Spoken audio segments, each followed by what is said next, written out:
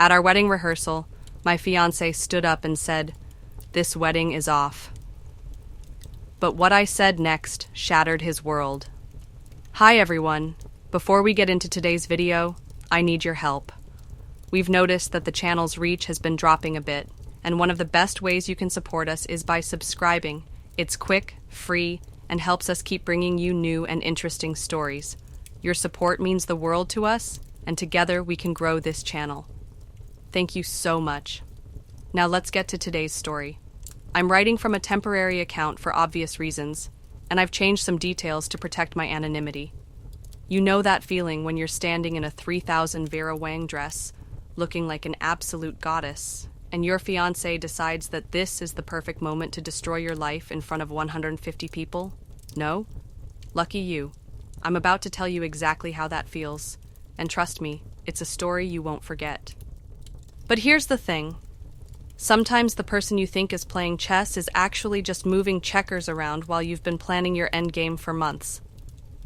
Let me start from the beginning, because this story deserves the full context. Every red flag I ignored, every manipulation I fell for, every moment that led to the most spectacular public revenge in wedding history. 2 years ago, I met Marcus Wellington at a charity gala for children with cancer. I know. Charity gala sounds pretentious as hell, but it was for work. I was running marketing for 3 different nonprofits at the time, building my own consultancy from the ground up. 28 years old, finally making 6 figures, living in a downtown loft that I'd bought with my own money. I was proud of what I'd built. Marcus was everything my mother had been lighting candles for since I turned 25 and was still single. 6'2", shoulders that could model for Ralph Lauren, dark hair with just enough gray at the temples to look distinguished. Harvard undergrad, Wharton MBA, family money going back 4 generations. The kind of man who looked good in a tuxedo and even better out of it. But it wasn't just the looks. God, I wish it had been that shallow. He was charming in this effortless way that made you feel like the most interesting person in the room. When he asked about my business, he listened, really listened, asked follow-up questions, remembered details from conversations weeks later. The first time we went out, dinner at this intimate French place that didn't even have a sign, he brought me a single white peony because he'd remembered me mentioning they were my favorite flowers. Who does that? Who pays attention like that? I fell hard and fast. We all know how this story goes, right? Successful woman meets charming man, ignores every red flag because the sex is incredible, and he makes her feel like she's finally found her person. The first red flag came 3 months in. We were at his apartment, this massive penthouse his parents had bought him, all marble countertops and floor-to-ceiling windows, and I was scrolling through Instagram while he made coffee. "Babe," he said, settling next to me on his ridiculously expensive Italian leather couch. "Can I ask you something?" "Sure," I said, not looking up from a particularly cute dog video. The Instagram thing. It makes me uncomfortable. I looked at him then. He had this expression I'd never seen before. Vulnerable, almost hurt. "What do you mean?" "All these guys commenting on your photos, calling you beautiful, gorgeous. I know you're not responding to them, but it feels disrespectful to our relationship." I set my phone down. "Marcus, they're just random people on the internet. I know. And I don't want to be that boyfriend, you know, but seeing other men hit on my girlfriend, it makes me crazy jealous." He said it with this sheepish smile, running his hand through his hair, made it seem like it was his flaw, his insecurity that he was trusting me to help him with. "What if you just took a break from posting, just while we figure this out? I promise I'm working on it, but right now it's really hard for me to see." The smart woman I used to be would have seen right through that manipulation, would have recognized the classic pattern. Isolation disguised as vulnerability. But I was so gone for this man that I actually felt bad for him, felt like I was being insensitive to his feelings. So I deleted Instagram. All 15,000 followers I'd built for my business. Gone. "Thank you," he said, kissing my forehead. "This means everything to me. I know I'm being crazy." The second red flag should have been impossible to miss. Marcus started showing up at my office unannounced, always with coffee from my favorite place, always with that $1,000,000 smile, always with some sweet excuse about being in the neighborhood. My assistant Jenny loved it at first. "You're so lucky," she'd sigh. "He's like something out of a romance novel." But after the fifth surprise visit in 2 weeks, even she started raising eyebrows. "Doesn't he have a job?" she whispered one day after Marcus had left. He did have a job, technically, some vague position at his family's investment firm that seemed to involve a lot of long lunches and golf meetings, but he had enough flexibility to check up on me every other day, because that's what it was, though it took me months to recognize it. He wasn't dropping by to see me. He was making sure I was where I said I'd be, making sure I wasn't talking to my male colleagues too much, making sure I wasn't going to lunch with anyone he didn't approve of. "I just missed you," he'd say, wrapping his arms around me from behind while I tried to work. "Is that a crime? How do you argue with that? How do you tell someone you love that their affection feels suffocating without sounding like a complete bitch?" By month 6, I wasn't going out with my girlfriends without him anymore. It wasn't that he forbade it. Marcus was way too smart for anything that obvious. He just got this sad, disappointed look whenever I made plans that didn't include him. "Of course you should go," he'd say. "Don't let me stop you from having fun." But then he'd add something like, "I just thought we could spend some quiet time together. I barely saw you this week with all your work stuff." Or, "Didn't you say you were worried about the Morrison account? Maybe this weekend would be good for focusing on that." Death by 1,000 guilt trips. Every time I chose my friends over him, I felt selfish. Every time I chose work over him, I felt like a bad girlfriend. Slowly, without even realizing it, I stopped making those choices at all. By month 8, Marcus had convinced me to quit my job at the marketing firm where I'd been a senior consultant. "Babe, you're so talented. You're wasted working for other people," he said over dinner at yet another restaurant that cost more than most people's rent. "Why don't you freelance? Build something of your own?" It sounded empowering when he said it. It sounded like he believed in me. "And hey," he added casually, cutting into his 65 Wagyu steak, "Dad's firm could use someone with your skills. Marketing consultant. Your own hours, your own projects. What do you think?" What I thought was that I was lucky to have a boyfriend who saw my potential and wanted to help me succeed. What I didn't realize was that he was systematically removing every source of independence and outside perspective from my life. The job with his father's firm paid well, really well. Too well, I should have realized. $60,000 for what amounted to part-time work, managing their social media presence and organizing client events. But I was so grateful to have work that fit around Marcus's schedule, so happy to finally have time for the relationship I'd always been too busy to nurture properly. By month 12, I had no job outside his family's control, no social media presence, no regular girls' nights, no colleagues to grab lunch with. My world had shrunk to Marcus, his family, and whatever he decided we were doing. And then came the proposal. Jesus, it was perfect. I have to give him credit. The man knew how to plan a show. Le Bernardin, private dining room, violinist playing "The Way You Look Tonight" because he'd remembered me humming it once. The ring was a 3-carat emerald-cut diamond that caught the candlelight like it was made of actual fire. His whole family was there, hiding behind a decorative screen until he got down on one knee. My parents, too. He'd flown them in from Phoenix without telling me. I cried actual tears of joy while his mother filmed everything for her Facebook page, and my dad looked like he was about to cry, too. "Sarah Elizabeth Chen," Marcus said, his voice shaking with what I thought was emotion. "You are the most incredible woman I've ever known. You're brilliant, you're beautiful, you're everything I never knew I was looking for. Will you marry me?" I said yes before he'd even finished the question. How could I not?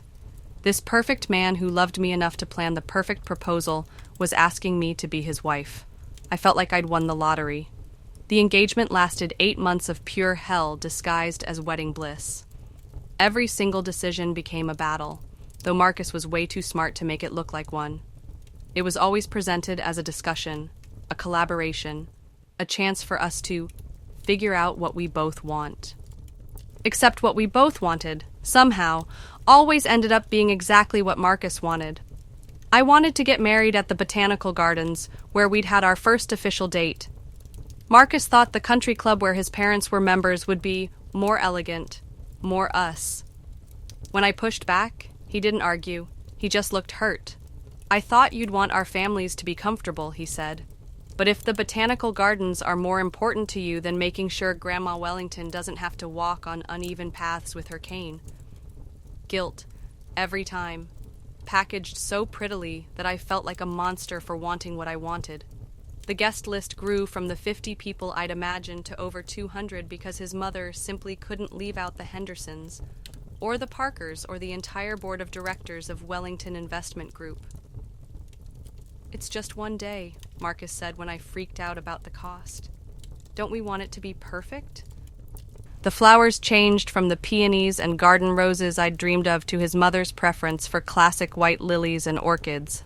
Much more elegant, dear. The menu went from the comfort food stations I'd wanted to a 7-course plated dinner because Marcus's business associates expect a certain level of sophistication. I watched $47,000 of my own money disappear into deposits while Marcus kept saying, "Don't worry about it, babe. Dad said he'd cover everything." But somehow, I was always the one writing the checks. Always the one dealing with vendors who looked at me like I was personally ruining their artistic vision every time I tried to assert any preference at all. The worst part wasn't the money or the stress or even the complete loss of control over my own wedding. The worst part was watching myself disappear. The confident woman who had built her own business, who had negotiated 6-figure contracts, who had never taken shit from anyone, was gone. In her place was this anxious shell who needed permission to buy groceries and had panic attacks when her phone died because Marcus needed to know where she was at all times. "I'm just worried about you," he'd say when I questioned the constant check-ins. "You've been so stressed with wedding planning. I want to make sure you're okay." But I wasn't okay.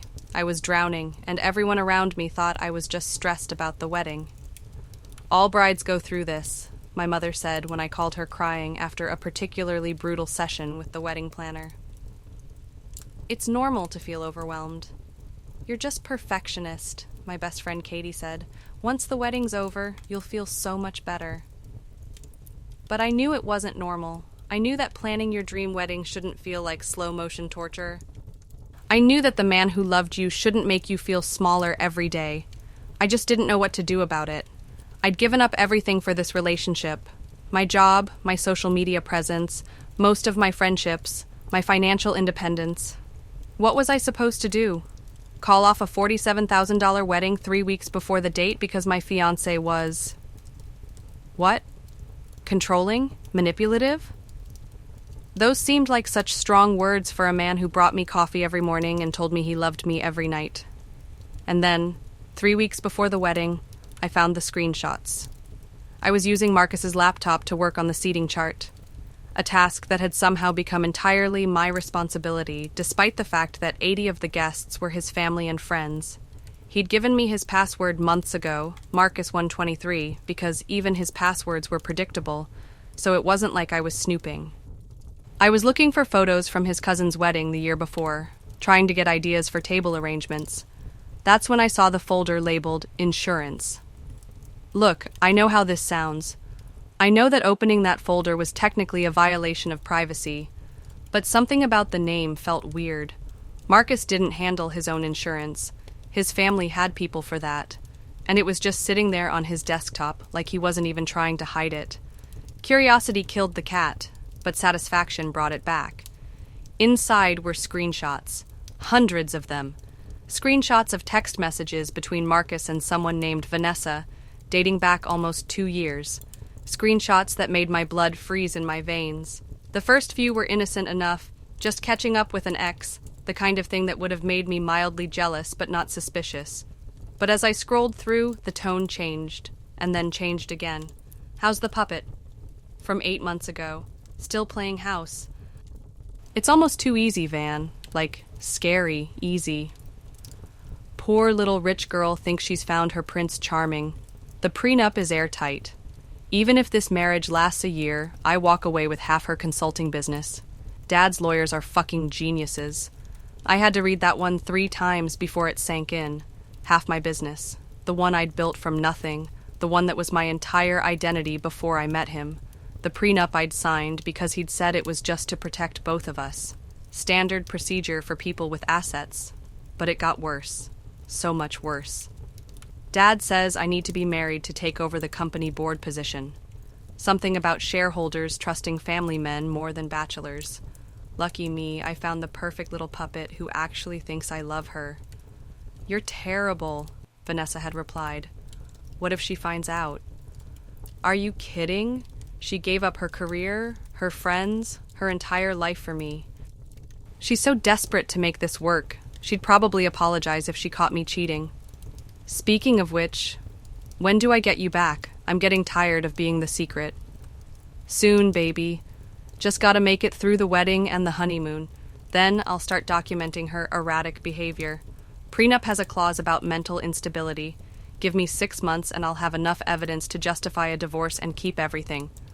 I sat in his study for 2 hours, screenshotting everything with hands that shook so badly I could barely hold my phone steady.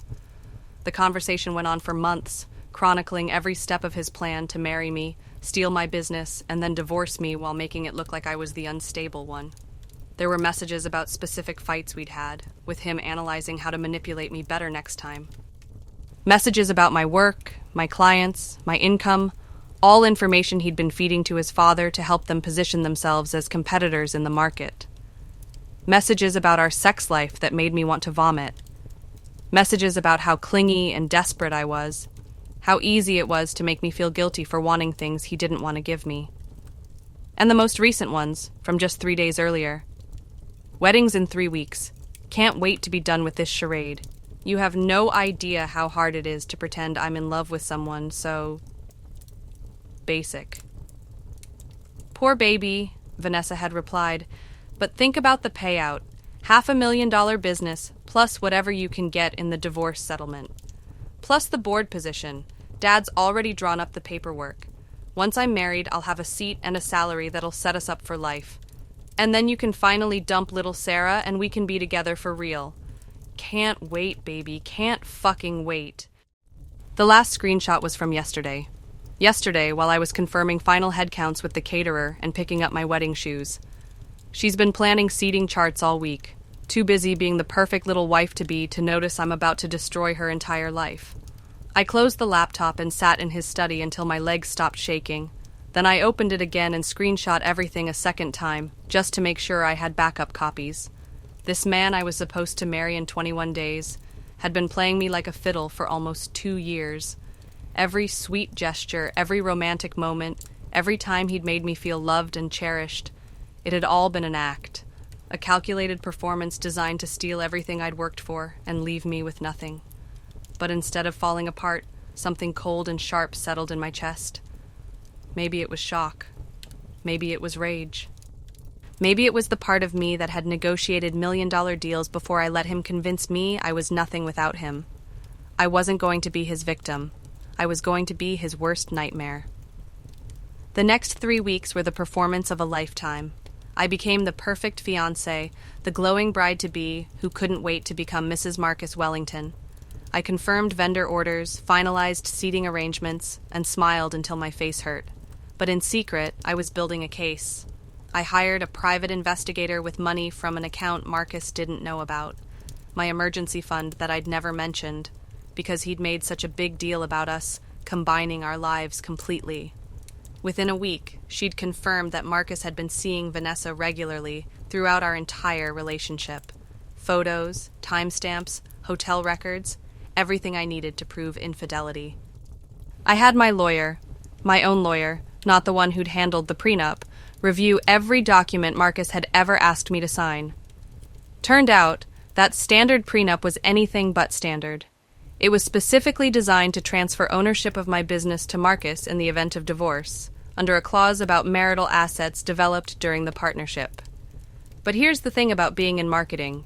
You learn how to research, how to document, how to build a compelling case. And here's the thing about running your own business. You learn to keep meticulous records. I went through 2 years of bank statements, credit card bills, and receipts. What I found made the text messages look like child's play. Marcus had been systematically stealing from me for months. Small amounts at first, transferring money from my business account to cover shared expenses that somehow never got paid back. Then larger amounts as he got bolder. Forged signatures on loan applications using my business as collateral. Credit cards opened in my name that I'd never applied for. The engagement ring I was wearing? Bought with a Visa card in my name that had been opened 3 months before he proposed. He'd literally bought my own engagement ring with stolen money, and then let me believe it was a gesture of his love and commitment. Every romantic dinner, every weekend getaway, every expensive gift, all paid for with money stolen from me. I'd been funding my own manipulation, but I kept smiling, kept planning, kept writing checks for a wedding I knew would never happen. The rehearsal dinner was supposed to be intimate, just immediate family and the wedding party. But Marcus had insisted on inviting extended family, his business associates, and several family friends. 75 people packed into the private dining room at his family's country club, all crystal chandeliers and old money elegance. I wore a simple black dress, Diane von Furstenberg, classic and sophisticated, and the pearl necklace my grandmother had left me. I wanted to look innocent, trustworthy, like someone who could never hurt a fly, like the perfect victim he thought I was. Marcus looked incredible in his navy Tom Ford suit, the one I'd helped him pick out for his cousin's wedding. He was in his element, charming and funny, telling stories that made everyone laugh. His parents were glowing with pride at their golden boy. My parents looked happier than they had in years. Finally, their daughter had found a good man. Even my older brother David, who'd been skeptical of Marcus from day one, seemed to have warmed up to him over the past few months. Dinner was perfect, of course. Marcus's mother had spared no expense. Lobster bisque, Wagyu beef, wine that cost more per bottle than most people spend on groceries in a month. Everyone was relaxed, happy, excited about the wedding tomorrow. I played my part perfectly. Laughed at the right moments, thanked people graciously for their kind words about Marcus and me, accepted compliments on my dress and my ring with just the right amount of bashful pleasure. "You look radiant, dear," Marcus's Aunt Margaret said, patting my hand. "Absolutely glowing. Marriage clearly agrees with you already." "I'm just so happy," I said, squeezing Marcus's hand under the table. "I can't believe I get to marry this wonderful man tomorrow." Marcus squeezed back, brought my hand to his lips for a gentle kiss that made several people at our table sigh romantically. If they only knew. After the main course, Marcus stood up with his champagne flute in hand. The room gradually went quiet as people noticed and turned their attention to him. "I have something important to say," he began, his voice carrying clearly across the room. "Something that can't wait until tomorrow." I felt my stomach drop, but kept the serene smile plastered on my face. This was it, the moment I'd been preparing for. He'd been planning this for weeks. I'd found those messages too. "I've discovered something about my fiancé that I think you all should know," Marcus continued, his voice getting stronger, more confident. He was enjoying this, the sick fuck. This was his moment of triumph. The room went completely silent. You could hear the soft jazz music playing in the background, someone's nervous cough, the clink of ice in water glasses. "Sarah has been unfaithful to me." The collective gasp was audible. My mother's wine glass hit the table so hard I was surprised it didn't shatter. Marcus's mother pressed her hand to her chest like she might faint from the scandal. "I found messages on her phone," Marcus continued, pulling out a folder of printed screenshots, fake ones I knew, created just for this moment. Explicit conversations with multiple men, photos she sent them, plans to meet up while I was traveling for work. This woman I was going to marry tomorrow has been cheating on me for months. More gasps, more shocked whispers. I could see my father starting to stand up, probably to defend me, but I caught his eye and gave him the slightest shake of my head. Not yet. Marcus was really hitting his stride now, his voice breaking with perfectly performed emotion. "I can't marry someone who would betray me like this," he said, his voice trembling. "I'm sorry you all had to witness this, but I couldn't let her fool everyone the way she fooled me. I couldn't stand at that altar tomorrow and promise to love and honor someone who has shown me such complete disrespect. He sat down heavily, like the weight of his revelation had exhausted him. Several people immediately moved to comfort him, his mother rushing to his side, his father putting a firm hand on his shoulder, his best man leaning over to whisper something supportive. All eyes turned to me, waiting for the breakdown, the desperate denials, the tears and pleading that would complete my public humiliation. Instead, I stood up slowly, smoothing down my dress. "That was beautiful, Marcus," I said, my voice steady and conversational. "Really moving. The emotion, the delivery. You've clearly been practicing." A few confused murmurs rippled through the room. This wasn't the reaction they'd expected. "Can I see those screenshots for a second?" Marcus handed them over with this smug little smile, like he was being generous by allowing me to examine the evidence of my own betrayal. I looked at the papers for a long moment, nodding thoughtfully like I was reviewing a client's marketing proposal. "These are very interesting," I said, loud enough for everyone to hear. "The timestamps are particularly fascinating, and the phone numbers, well, we'll get to that." I set the papers down gently and reached into my purse, that small Chanel bag Marcus had given me for my birthday. How's that for irony? And pulled out my own folder. "While you've been busy creating fake evidence of my infidelity," I said, my voice getting stronger, "I've been doing some investigating of my own." Marcus's face changed, just slightly, but I caught it, the first flicker of uncertainty. "These," I said, holding up my papers, "are real screenshots. From your phone, Marcus, the one you thought I didn't know the password to." The color started draining from his face. "See, you changed your password from my birthday to Vanessa's last month, which was telling. But also, you wrote it on that post-it note you keep in your desk drawer, because apparently you're not as smart as you think you are." Dead silence. Even the background music seemed to have stopped. "Should I start with the messages where you call me easy to manipulate and a perfect little puppet?" I asked conversationally. "Or should I jump straight to your plan to marry me tomorrow, steal half my business, and then divorce me while making everyone think I'm mentally unstable?" You could have heard a pin drop. "Actually, let's start with the money," I continued, warming up now. "Marcus, honey, did you want to tell everyone about the $23,000 you've stolen from my accounts over the past 6 months? Or should I?" His mother made a choking sound.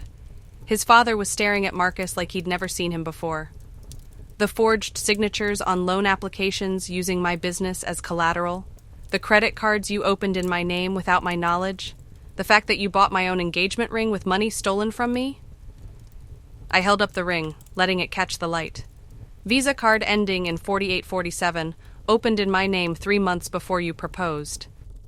I never applied for it, never signed for it, never even knew it existed until my credit monitoring service flagged the unusual activity." Marcus tried to speak, but I held up a hand. "Oh, I'm not done. We're just getting started."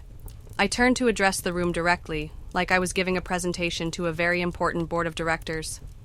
"Ladies and gentlemen, you were invited here tonight under false pretenses. Marcus told you this was a rehearsal dinner to celebrate our upcoming marriage.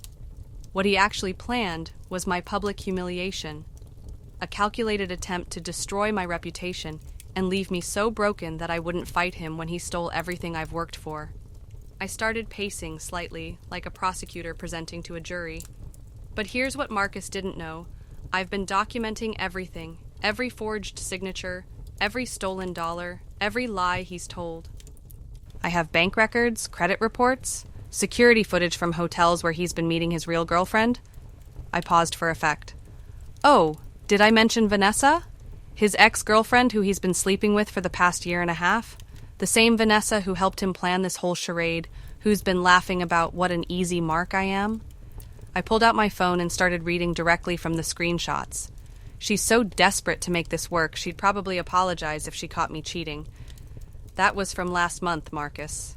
Very charming. His best man was backing away from him now, like guilt might be contagious. Poor little rich girl thinks she's found her prince charming. That's me, apparently, the poor little rich girl whose money has been funding Marcus's lifestyle for 2 years. I looked directly at his father.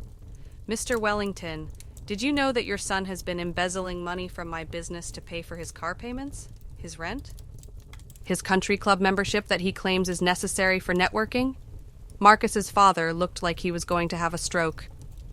Did you know that the consulting work he's been doing for your firm involved stealing my client lists and proprietary marketing strategies to help you compete against my business? Now I turned to Marcus, who was white as a sheet and hadn't said a word since I'd started talking. But the really beautiful part, the part that shows just how fucking stupid you think I am, is the prenup. I pulled out the legal documents my lawyer had prepared. You had me sign a prenuptial agreement that would transfer half my business to you in case of divorce. But what you didn't realize is that the same clause works in reverse. If you breach the contract through infidelity or financial misconduct, I get half of everything you own, including your trust fund. Marcus finally found his voice. Sarah, you're being dramatic? I interrupted. Emotional? Unstable? Yeah, that's what you've been telling Vanessa I am. Perfect setup for the divorce proceedings, right?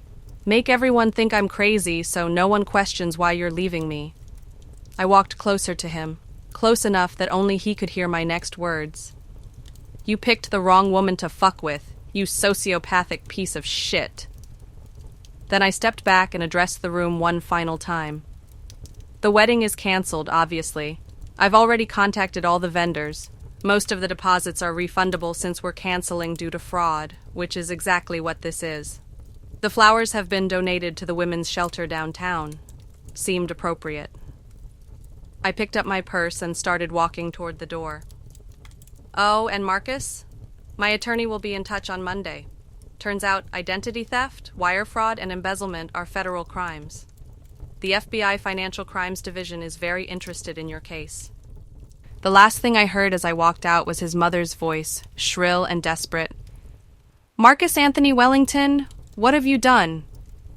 I drove home in my Honda Civic, the car I'd bought before I met Marcus, the one that was completely, entirely mine, and opened a bottle of wine that cost $15 and tasted like freedom. That was 6 months ago. Marcus is currently facing federal charges for wire fraud, identity theft, and embezzlement. His family's investment firm is under investigation by the SEC after my evidence revealed a pattern of corporate espionage and client fraud going back years. His father had to step down as CEO, and the company's assets have been frozen pending the investigation. Vanessa lost her job when her employer discovered she'd been using company resources to help Marcus commit fraud. She's also facing charges as an accessory. Neither of them can afford decent lawyers anymore, so they're both looking at serious prison time. The prenup that was supposed to steal my business has been voided due to fraud. In fact, because Marcus used marital planning to commit crimes against me, I'm entitled to compensation from his trust fund, what's left of it after the legal fees and restitution payments. My business is thriving. Turns out, when you're not being systematically undermined and emotionally abused, you can accomplish incredible things. I've hired 5 new employees, opened an office in Seattle, and landed 3 Fortune 500 clients. Revenue is up 400 from last year. I'm in therapy twice a week, working through the trauma of emotional abuse and financial manipulation. It's hard work, but I'm rediscovering who I am when I'm not constantly trying to please someone else. I like this version of myself better. I've reconnected with friends I'd lost touch with during the Marcus years. I bought a house in the mountains where I can see stars at night. I got a dog, a rescue pit bull named Justice, who's the sweetest, most loyal creature on earth. My mother still sometimes asks if I think I was too harsh on Marcus, which tells me everything I need to know about how well he manipulated everyone around us. My father, on the other hand, has started telling the story at dinner parties like I'm some kind of superhero. He's not wrong. The best part came 3 months after the rehearsal dinner disaster. I got a message on LinkedIn from a woman named Jessica Chen. No relation, despite the name. She'd seen the news coverage of Marcus's arrest and wanted to thank me. Turns out, I wasn't his first victim. Jessica had dated Marcus 5 years ago, before he'd perfected his technique. He'd stolen money from her too, manipulated her into isolation, convinced her she was crazy when she started questioning his behavior. But when she tried to report him, she had no proof. and his family's money made sure her accusations disappeared. "I thought I was the only one," she wrote. "I thought I was crazy, that I'd imagined how bad it was. Thank you for being brave enough to fight back publicly. You gave me the courage to come forward." There are 7 other women now. 7 other women who've found their voices, their strength, their bank account passwords. Marcus and his family are looking at a class action lawsuit that will probably wipe out whatever wealth they have left. The prosecutor on Marcus's case told me that my documentation was some of the most thorough evidence of financial abuse she'd ever seen. "You built a case that would make the FBI jealous," she said. "This guy's not seeing daylight for a very long time." Would I do it again? In a heartbeat. Do I regret the $47,000 I lost on a wedding that never happened? Not for a second, because that money bought me something much more valuable than a party. It bought me the knowledge that I am not someone you can break. I am not someone you can manipulate. I am not someone you can steal from and lie to and gaslight into submission. I am someone who will smile sweetly while I destroy you. And honestly, that's worth every penny. To anyone reading this who recognizes themselves in my story, document everything, trust your instincts, and remember that the person trying to make you feel crazy is usually the one with something to hide. Marcus thought he was playing chess, moving pieces around a board, manipulating the game to his advantage. He was wrong. I wasn't even playing chess. I was playing war. And I won.